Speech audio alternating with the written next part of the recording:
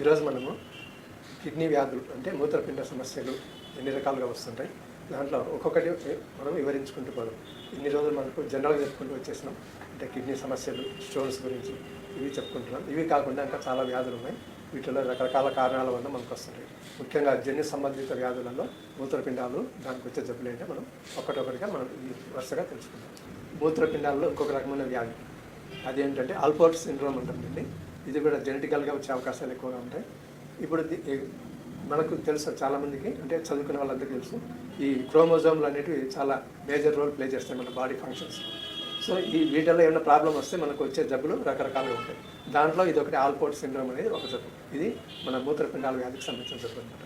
ఈ విధంగా మనం కిడ్నీ ప్రాబ్లమ్స్లో జెనెటికల్ డిజార్డర్స్ వల్ల వచ్చేవి మనం చెప్పుకున్నాం. వీటిల్లో మనం మేనేజ్మెంట్ చేసుకుంటూ ఆ మందులు అవసరమైన మేరకు వాడుకుంటే, సపోర్ట్గా హోమియోపతి కూడా వాడుకుంటే మీకు క్రానిసిటీ తర్వాత life span, quality of life పెరుగుతుందని చెప్పి చెప్తున్నాను. మీ లక్షణాలను డాక్టర్కి చెప్తే దానికి సంబంధించిన మందులు ఇవ్వడం జరుగుతుంది.